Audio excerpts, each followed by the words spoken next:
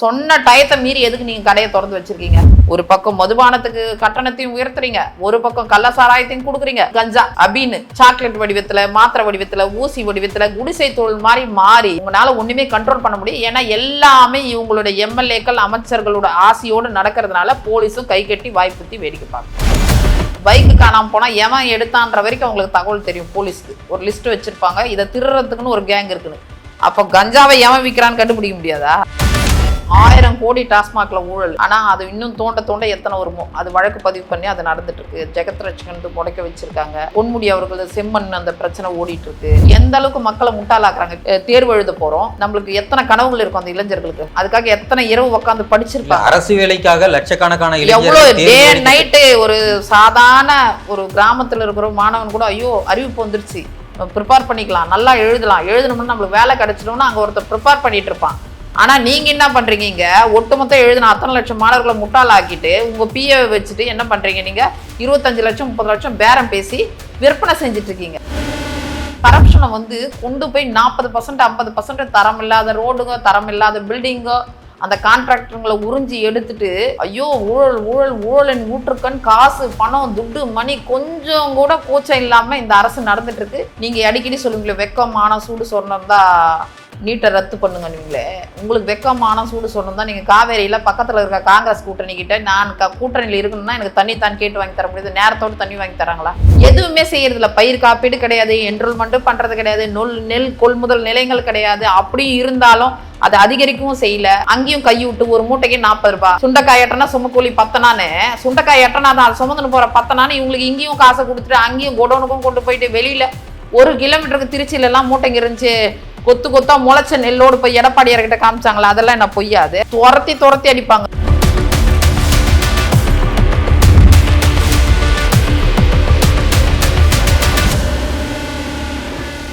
Madam, இப்போ தமிழ்நாட்டில் நடக்கக்கூடிய இந்த கொலை, கொள்ளை, கற்பழிப்பு, வழிப்பறி இந்த மாதிரியான சம்பவங்கள் நடக்கிறதுக்கு முக்கியமா ரோல் பிளே பண்றது இந்த மதுபானம் தான். அதுதான் அடிப்படை. மது அம்மா ஆட்சிக்கு வந்த உடனே படிப்படியாக மதுக்கடைகள் குறைக்க ஃபர்ஸ்ட் 100 யூனிட் மின்சாரத்துக்கு கையெழுத்து போட்டாங்க. அடுத்து மதுக்கடைகள் படிப்படியாக குறைக்கப்படணும்னாங்க. எங்கள் ஆட்சியில் எடப்பாடியார் என்னை 17 அவர் முதலமைச்சர் ஆன பிறகு கிட்டத்தட்ட 1310 கடைகளை அவர் மூணார். அப்புறம் ஹைவே மேலே இருக்க கடைகள்லாம் மூணார். இவங்க ஆட்சிக்கு வந்தவொடனே சட்ட அங்கீகரிக்கப்பட்ட மதுபான கடைகள் இல்லாமல் அங்கீகாரம் சட்டவிரோத பார்கள் அதிகமாக இருக்குது. கலால் வரி கட்டாத மதுபானங்கள் போகுது கோடவுன்ல இருந்து. கரூர் கேங்க்னு ஒரு பெரிய பிரச்சனையாச்சு. செந்தில் பாலாஜி போய் இத்தனை நாள் உள்ளட்டு வந்திருக்காரு. அசோக் தலைமறைவானாரு. ஆனா திமுகவும் மதுவிலக்கு வேண்டும்னு தானே போராட்டம் எல்லாம் பண்ணாங்க. அதெல்லாம் சும்மாப்பா. அவங்க நான் தான் சொல்றேன், சட்டவிரோத பார்களுக்கு லைசன்ஸே இவங்க தானே கொடுக்குறாங்க. அடுத்த சொன்ன டயத்தை மீறி எதுக்கு நீங்க கடையை திறந்து வச்சிருக்கீங்க? நீங்க சொல்லுங்க, என்னத்துக்கு திறந்து வச்சுக்கிறீங்க? கடை எதுக்கு? அரசாங்கம் நிர்ணயிச்ச நேரத்தை தாண்டி என்னத்துக்கு 24 மணி நேரம் இயங்குது. ஒரு பாட்டிலுக்கு 10 ரூபாய். ஒரு பக்கம் மதுபானத்துக்கு கட்டணத்தையும் உயர்த்துறீங்க, ஒரு பக்கம் கள்ள சாராயத்தையும் கொடுக்குறீங்க, ஒரு பக்கம் போலி மதுபானங்களும் விற்கிறாங்க. நிறைய பேர் போலியா அந்த இது போட்டு ஒரு இடத்துல கூட ஆசிட் வந்துருச்சுன்னு ஒரு பிரச்சனை வச்சு பாருங்க தஞ்சாவூர் கிட்ட. இதெல்லாமே நடக்குது. அதை தாண்டி போதையோடு தாண்டி கஞ்சா அபின்னு சாக்லேட் வடிவத்துல, மாத்திரை வடிவத்துல, ஊசி வடிவத்துல, குடிசை தொழில் மாதிரி மாறி இது மக்களுக்கான ஆட்சி கிடையாது. இது போதை ஆட்சி ஆகி போச்சு. ஆறா ஓடு. தன்னிலை மறந்தும் எங்க போவான்? தன்னிலை மறந்து போதையில இருக்க நேரா பெண்கள் மேலதான் பாய்வான். அது 7 வயசோ 70 வயசோ. அதுக்கு அடிப்படை காரணம் முழுக்க முழுக்க முழுக்க முழுக்க கஞ்சா தான்ப்பா. அதுக்கு தான் 2.0 3.0 4.5% கொண்டு வந்தீங்க. உங்களால ஒண்ணுமே கண்ட்ரோல் பண்ண முடியும். ஏன்னா எல்லாமே இவங்களோட எம்எல்ஏக்கள் அமைச்சர்களோட ஆசையோடு நடக்கிறதுனால போலீஸும் கை கட்டி வாய்ப்புத்தி வேடிக்கை பார்க்குறோம். ஸோ இதுக்கெல்லாம் மாற்று என்னன்னா ஆட்சி மாற்றம் தான். ஆனால் சமீபத்தில் கூட முதல்வருடைய தொகுதியிலேயே சிலர் அங்கே வழியில் போகிறவங்க வரவங்க எல்லாரையும் ஒரு 3 நாளைக்கு முன்னாடி குளத்தூர்ல ஆச்சு. ஸோ இந்த மாதிரியான நடக்கிறதுக்கு இந்த போதைப் பொருள் மட்டும்தான் சம்மந்தமா இல்லை மற்ற விஷயங்கள் என்ன? இல்லை அது பொதுவாகவே அம்மாவே சொல்லுவாங்க, அம்மா ஆட்சியில் இருந்தால் எல்லாரோடையும் பிற மாநிலத்துக்கு போயிடுவாங்க. ஆனால் திமுக பிற மாநிலத்தையும் வரவழைச்சிடுறாங்களே. இவங்க எம்எல்ஏக்களை வரவழைச்சிடுவாங்க. ஏன்னா இவங்க பண்ணுற லஞ்சத்துக்கு வசூல் பண்ணுறதுக்கு ஒரு ரவுடி வேணும் மிரட்டி. இவங்க கொடுக்குற கந்து வட்டிக்கு வேணும்.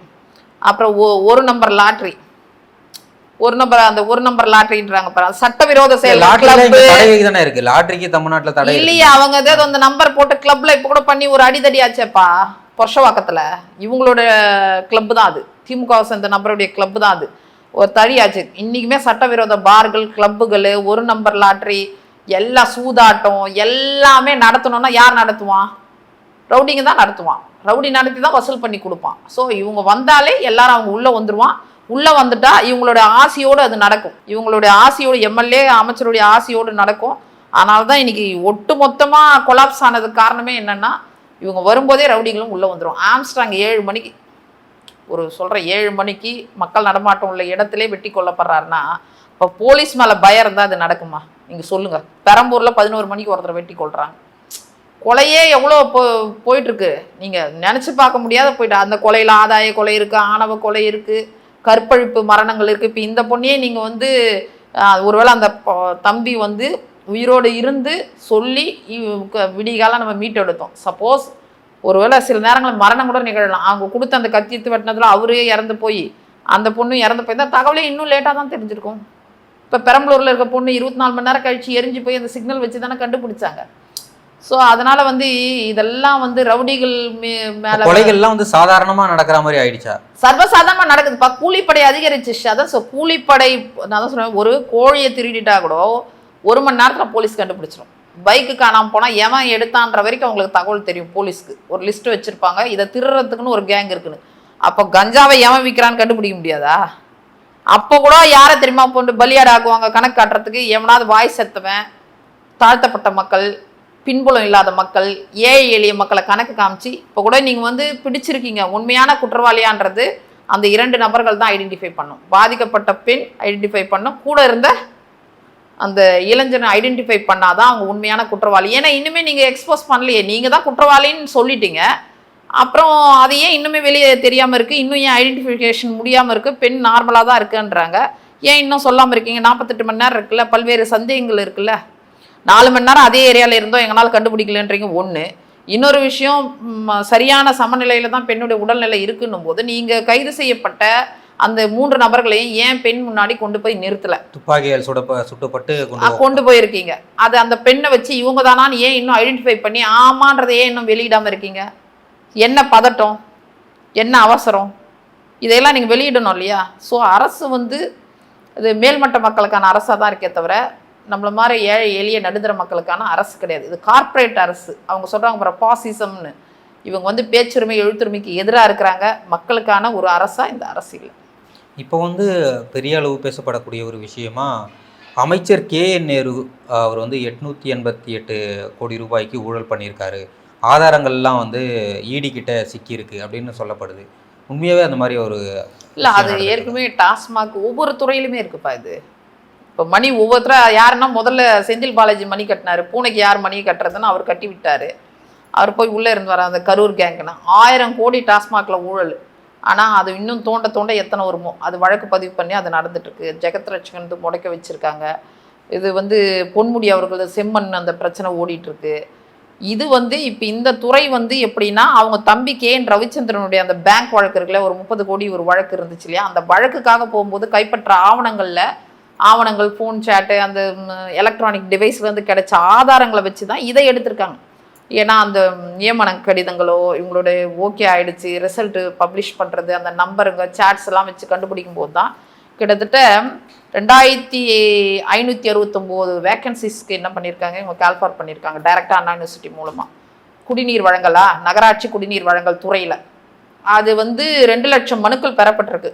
அது ஒரு எப்படியோ ஒரு குறைஞ்சது 1.5 லட்சம் பேர் எழுதியிருப்பாங்க. எழுதுனதில் இவங்க 2569 பேர்கிட்ட வந்து 25லேருந்து 30 லட்சம் வரைக்கும் வசூல் பண்ணியிருக்காங்க. அது வசூல் பண்ணதுக்கான எந்தெந்த பேங்க்ல அமௌண்ட் செலுத்தப்பட்டிருக்கு எல்லாமே எவிடன்ஸ் பக்காவாக அவங்களுக்கு கிடச்சிருக்கு. கிடைச்சதுல 888 கோடிக்கு ஊழல் நடந்திருக்கு. சட்டவிரோத பண பரிமாற்றங்களும் நடந்திருக்கு. ஸோ இப்போ ED வந்து பொறுப்பு DGPக்கு கடிதம் எழுதியிருக்காங்க, வெங்கட்ராமன் அவர்களுக்கு வழக்கு பதிவு செய்யணும்னு. அவர் நேர்மையான அதிகாரி, அதில் மாற்று கருத்து கிடையாது. ஆனால் இந்த விஷயத்தில் அவர் சரியான முடிவு எடுத்தால் தான் இத்தனை நாள் அவர் சேர்த்து வச்ச நேர்மை அவருக்கு காப்பாற்றப்படும். இன்னும் ஆனால் பதில் கடிதம் எதுவுமே அனுப்பப்படலை அப்படின்னு சொல்லப்படுது. ஆமாம், அவர் வந்து பொறுப்பு DGPன்றதுனால அவர் எடுக்கலாம், ஆக்ஷன் எடுக்கலாம். அது உண்மையான சாட்சிகள் இருக்க பட்சத்தில் கேஸ் பதிவு பண்ணி FIR போட்டு அவர் கொடுக்கலாம். ஆனால் அதை செய்யலைன்னா அவருடைய நேர்மையே வந்து கேள்விக்குறியாயிடும் இவங்க செய்த செயல்கள்னால. இதில் ஒரு விஷயம் பாருப்பா, இவங்க எந்த அளவுக்கு மக்களை முட்டாளாக்குறாங்க. இப்போ இந்த நீங்கள் வந்து கால்ஃபார் பண்ணிட்டீங்க, இப்படி ஒரு கால்ஃபார் வந்துருச்சு, நம்மளுக்கு வந்து நம்ம போயிட்டு தேர்வு எழுத போகிறோம், நம்மளுக்கு எத்தனை கனவுகள் இருக்கும் அந்த இளைஞர்களுக்கு, அதுக்காக எத்தனை இரவு உட்காந்து படிச்சிருப்பாங்க. அரசு வேலைக்காக லட்சக்கணக்கான எவ்வளவு டே அண்ட் நைட்டு ஒரு சாதாரண ஒரு கிராமத்துல இருக்கிற மாணவன் கூட ஐயோ அறிவிப்பு வந்துருச்சு ப்ரிப்பேர் பண்ணிக்கலாம், நல்லா எழுதணும்னு நம்மளுக்கு வேலை கிடைச்சிடும்னு அங்க ஒருத்தர் ப்ரிப்பேர் பண்ணிட்டு இருப்பான். ஆனா நீங்க என்ன பண்றீங்க, இங்க ஒட்டுமொத்தம் எழுதின அத்தனை லட்சம் மாணவர்களை முட்டாள் ஆக்கிட்டு உங்க பிஏ வச்சுட்டு என்ன பண்றீங்க, நீங்க 25 லட்சம் 30 லட்சம் பேரம் பேசி விற்பனை செஞ்சுட்டு இருக்கீங்க. அப்ப அந்த அவர்களுடைய கனவு, உழைப்பு, அதற்காக செலவிடப்பட்ட நேரம், இதுக்கெல்லாம் என்ன பதில் சொல்ல போறீங்க நீங்க? இது எவ்வளவு பெரிய கொடுமை தெரியுமா இது? அப்போ எந்த அளவுக்கு இந்த அரசு இங்க ஒட்டுமொத்த இளைய சமுதாயத்தை முட்டாளாக்கிட்டு இருக்காங்க யோசிச்சு பாருங்க. அப்ப படித்த மாணவர்களுக்கு வேலை வாய்ப்பு என்ன? எல்லாரும் 25-30 லட்சம் வச்சுன்னு கையில வச்சுட்டு சுத்திட்டு இருப்பாங்களா? சொல்லி பார்க்கலாம். நாங்க கூடப்பா எல்லாமே மெரிட்ல தான் போனோம். நீங்க பாருங்க, அதிமுக ஆட்சியில் இவ்வளோ காசு வாங்கினா அவ்வளோ காசு, ஒரு கவுன்சிலிங் கூட போட்டோம்னா 5 வருஷம் அவங்கள டிஸ்டர்பே பண்ண மாட்டோம். ஆனால் இவங்க என்ன பண்ணுறாங்களா தெரியுமா? நான் கேள்விப்பட்டவருக்கு என்கிட்ட வந்த புகார்கள் 6 மாதத்துக்கு அந்தந்த துறையை சார்ந்தவங்க கவுன்சிலிங்னு சொல்லி ஒரு 10 லட்சம் வாங்கிடுறதான். 6 மாதம் குடும்பத்தோட கொண்டு போய் அவர் எல்லா வேலையும் செஞ்சுட்டு இருப்பாராம். திடீர்னு பார்த்தா இன்னொரு இடத்துல டிரான்ஸ்ஃபர் வருமா, கேட்டால் இன்னொருத்தர்கிட்ட ஒரு 10 லட்சம் வாங்குறதான். ஐயோ அவர் மந்திரி ரொம்ப ப்ரெஷர்ப்பா, எம்பி ப்ரெஷர்ப்பா, மேலெடுத்து ப்ரெஷர்ப்பான்றதான். கொடுக்கறது அன்அஃபிஷியலாக கொடுக்குறாங்க, கொடுக்குறதும் தப்பு தான். லஞ்சம் கொடுக்குறது தப்பு. இவங்க லஞ்சம் கொடுக்காம நிறுத்தினா தான் இது இவனுங்க திருந்துவாங்க, இந்த மாதிரி ஆட்கள் திருந்துவாங்க. அன்அஃபிஷியலாக கொடுக்குற விஷயத்தை யார்கிட்ட போய் சொல்ல முடியும்? புகாரும் கொடுக்க முடியாது. அது புகாரை கொடுக்க முடியாது, 2 பேரையும் கைது பண்ணுவாங்க சட்டப்படி. அப்போ இந்த அளவுக்கு இவங்க கரப்ஷனை வந்து கொண்டு போய் 40% 50% தரம் இல்லாத ரோடுங்க, தரம் இல்லாத பில்டிங்கோ, அந்த கான்ட்ராக்டருங்களை உறிஞ்சி எடுத்துட்டு ஐயோ ஊழல் ஊழல் ஊழலின் ஊற்றுக்கண், காசு பணம் துட்டு மணி கொஞ்சம் கூட கூச்சம் இல்லாமல் இந்த அரசு நடந்துட்டு இருக்கு. ஒரு எதை சொல்றேன், இளைஞர்களுக்கும் அந்த அரசு உதவ போறதில்ல, மாணவர்களுக்கும் உதவ போறது கிடையாது, பெண்களுக்கும் பாதுகாப்பு இல்லை, விவசாயிகளுக்கும் இன்னும் சொல்லவே முடியாது. நம்மலாம் வேர்வையை சிந்தினா அவங்க ரத்தத்தை சிந்திட்டு இருக்காங்க மண்ணில். எதுக்கு? விவசாயத்துக்கு. அந்த விவசாயிகளை பற்றி கூட ஒரு புரிதல் இல்லாமல், அவங்கள பற்றி கவலைப்படாமல், எப்பவும் ஒன்றையும் ஆளுநர்னு ஊரை ஏமாத்திட்டு உணர்ச்சிகரமாக பேசிக்கிட்டு மக்களுடைய உணர்வுகளை தூண்டி விட்டு சிறுபான்மையர் அவங்க இவங்கன்னு சொல்லி அதை அறுவடை பண்ணிட்டு இருக்காரு. அதுக்கு மற்றவங்களும் உடந்தையா இருக்காங்க. ஆனால் ஒரு விஷயம்ப்பா, எந்த ஒரு செயலுக்குமே சரி இயற்கையும் இறைவனும் கண்டிப்பாக தண்டனை கொடுக்காம இருக்க மாட்டாங்க. இந்த அரசு இந்த ஏழை எளிய மக்களுக்கு கண்ணீருக்கு கண்டிப்பாக பதில் சொல்லணும். ஆனால் விவசாயிகள் வந்து அங்கே குற்றச்சாட்டு வைக்கிறவங்க, திமுக அரசு மீது குற்றச்சாட்டு வைக்கிறவங்கலாம் இபிஎஸ் அவர்கள் வந்து கிளப்பி விடுறாரு, அரசியலுக்காக அவங்கள வந்து நாடகம் போடுறாங்க அப்படின்னு உதயநிதி சொல்றாரு. 21 மழை வெள்ளத்தில் போது தென் மாவட்டங்கள் மிகப்பெரிய ஒரு பாதிப்பை கிட்டத்தட்ட ஒரு 2 மாதம் மீண்டு வரல. இதை எடுத்து போட்டது எல்லா ஊடகங்கள், இபிஎஸ்ஆரோ இல்லை இபிஎஸ்ஆருடைய செய்தி தொடர்பாளர்களோ அல்ல. நீங்களே கண் கூட பார்த்துங்க, எத்தனை ஆடு மாடு எல்லாம் அடிச்சுட்டு போச்சு. நீங்கள் என்ன பண்ணீங்க? அடுத்து ஒவ்வொரு வருஷமும் தண்ணி கொடுக்க மாட்டேன்றாங்க காவேரியில். நீங்கள் அடிக்கடி சொல்லுவீங்களே வெக்கமான சூடு சொன்னோம் தான் நீட்டை ரத்து பண்ணுங்கன்னுவீங்களே. உங்களுக்கு வெக்கமான சூடு சொன்னோம் தான் நீங்கள் காவேரியில் பக்கத்தில் இருக்க காங்கிரஸ் கூட்டணிக்கிட்ட நான் கூட்டணியில் இருக்கணும்னா எனக்கு தண்ணி தான் கேட்டு வாங்கி தர முடியுது. நேரத்தோடு தண்ணி வாங்கி தராங்களா? ஒன்று கருகி போகுது, இல்லை மூழ்கி போகுது. 3.5 லட்சம் ஏக்கர் வந்து கருகி போகுது, இல்லைன்னா இந்த வடகிழக்கு பருவமழையில் மூழ்கி போகுது டெல்டாவில். எதுவுமே செய்யறதில்ல. பயிர் காப்பீடு கிடையாது, என்ரோல்மெண்ட்டும் பண்ணுறது கிடையாது, நெல் கொள்முதல் நிலையங்கள் கிடையாது. அப்படி இருந்தாலும் அதை அதிகரிக்கவும் செய்யல. அங்கேயும் கை விட்டு ஒரு மூட்டைக்கு 40 ரூபாய். சுண்டைக்காய் எட்டனா சுமக்கூலி 10நான்னு, சுண்டைக்காய் எட்டனா தான் அது சுமந்துன்னு போகிற 10நான்னு இவங்களுக்கு இங்கேயும் காசை கொடுத்துட்டு அங்கேயும் குடோனுக்கும் கொண்டு போயிட்டு வெளியில் 1 கிலோமீட்டருக்கு திருச்சியிலலாம் மூட்டைங்க இருந்துச்சு. கொத்து கொத்தா முளைச்ச நெல்லோடு போய் எடப்பாடியார்கிட்ட காமிச்சாங்களா? அதெல்லாம் என்ன பொய்யாது? கொஞ்சோண்டு முளைச்சதுக்காக வந்து கொஞ்சோண்டா முளைச்சிச்சு அமைச்சர் சொல்றாரு. ஏங்க திருவாரூர் எல்லா இடத்துல நாகை எல்லாமே போயிருக்காருங்க சாரு. தஞ்சாவூர் நாகை இதெல்லாம் எல்லாத்துலயுமே போனாரு. திருவாரூர் கிட்டலாம் மயிலாடுதுறை போனாரு. எல்லா இடத்துலயுமே நெல் மணிகளோடு நின்றுட்டு இருக்காங்களாங்க. அமைச்சர் எம்ஆர்கே பன்னீர்செல்வம் சொல்றது அந்த விஷயம் தான் சொல்றாரு.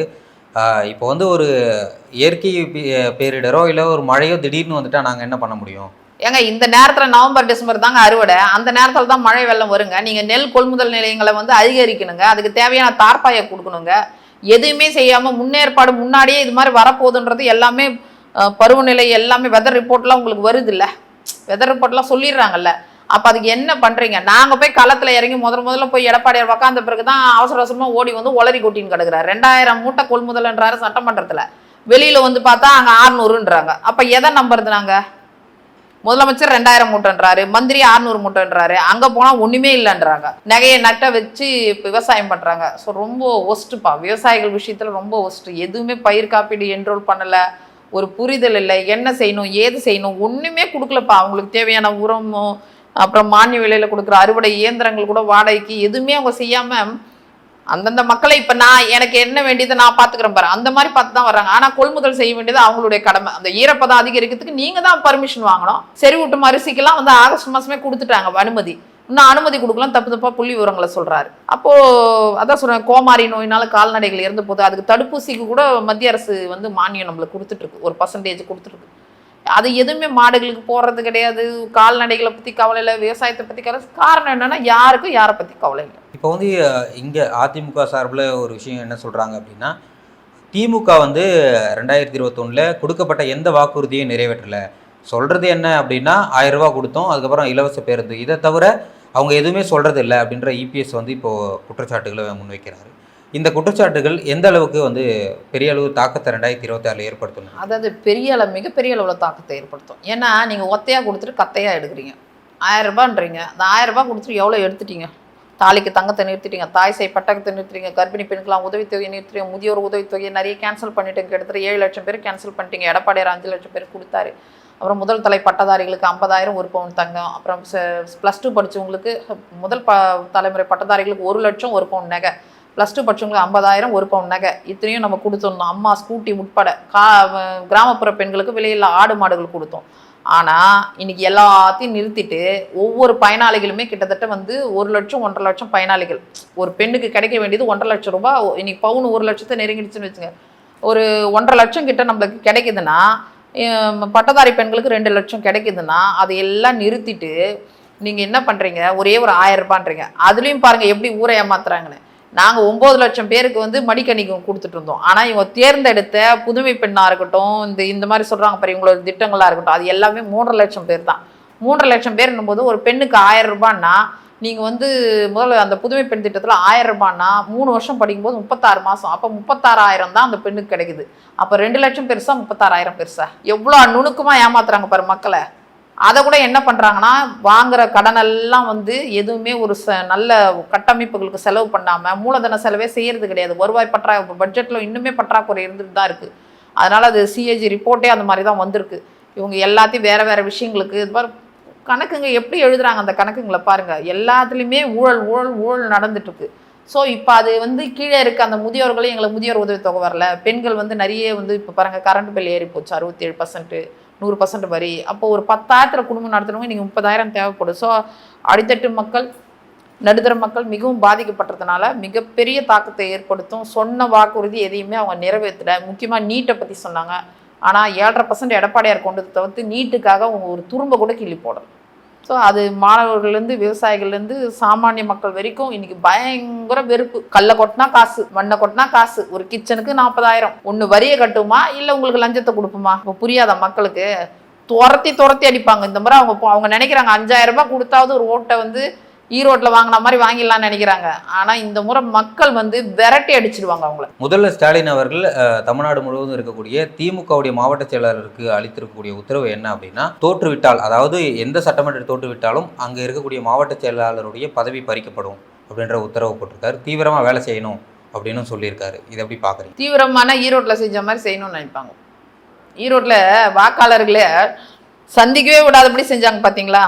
பட்டியலில் போட்டு அடைச்சி புதுவிதமான ஒரு அரசியல். அது இந்தியாவிலே எங்கேயுமே நடந்திருக்காது. மூக்குத்தியில் கொடுக்குறதோ, லட்டுக்குள்ளே மூக்குத்தி வச்சு கொடுக்குறதோ, இல்லை வந்து கொலுசு கொடுக்குறது, இதெல்லாம் ஒரு வகை. இது எப்படின்னா எல்லாரையும் பூட்டி வச்சுட்டு அவங்கள பாத்ரூம் கூட போக விடாமல் வச்சுருந்தாங்க. இன்னொரு விஷயம் சொல்லணுமாப்பா, மக்கள் தான் எஜமானர்கள். நம்ம பெரிய ஆட்கள்லாம் கிடையாது. இங்கே அவங்க தான் எஜமானர்கள். அவங்க என்ன முடிவு பண்ணுறாங்க அந்த முடிவை மக்கள் புரட்சியோ மக்களாட்சி தத்துவத்தையோ யாரும் ஒன்றுமே செய்யக்கூடாது. நினச்சாங்கன்னா ஒரே நிமிஷம் தூக்கி அடிப்பாங்க. பார்த்தியா, 10 வருஷம் மூலையில் உட்காந்துருந்தீங்க. புரட்சி தலைவர் இருந்த வரைக்கும் 10 வருஷம் உங்களால் வர முடியல. ஏன்னா நீங்கள் ஊழலே ஊறி போயிருக்கீங்க. உங்கள் சிந்தனை, புத்தி, எண்ணம் எல்லாமே ஊழலும் போது எப்படி அது சரி ஏதோ ஒழிஞ்சு போகுது. அது நாங்கள் ஜஸ்ட்டு மிஸ் பண்ணதில் உங்களுக்கு ஒரு இது கிடச்சிது. அம்மா இல்லாத நேரங்கள், எங்களுடைய சூழ்நிலைகள், நாங்கள் போராட்டம், ஒரு பக்கம் கட்சி போராட்டம், ஆட்சியிலுக்கு ஒரு போராட்டத்தில், அதைக்காண்டி இன்னும் கொஞ்சம் ஜஸ்ட்டு நாங்கள் சரியாக கட்டமைச்சிருந்தோம்னு வச்சுங்களேன், இன்றைக்கி ஆட்சியில் நாங்கள் தான் இருந்திருப்போம். அதனால் அவங்கள ரொம்ப மக்கள் விரும்பிலாம் போடலை. அது ஒரு கூட்டல் கழித்தல் கணக்கில் அவங்க வந்துட்டாங்க. அதனால் இந்த முறை வந்து அவங்க போடுற தப்பு கணக்கெல்லாம் வந்து கண்டிப்பாக தப்பு தாளங்களாக தான் போகும். காரணம்னா அதுதான் பிரதிபலிக்குதுல உங்களுக்கு களத்தில். மக்களை வந்து ஒரு வெறுப்பின் உச்சத்துக்கு கொண்டு போயிடுறாங்கல்லப்பா. எந்த வேற நலத்திட்டங்களும் கிடையாது, ஏகப்பட்ட கடனை வாங்குறீங்க, வாங்கின கடனை என்ன பண்ணுறீங்கன்னா அதுக்கு சரியான பதில் கிடையாது.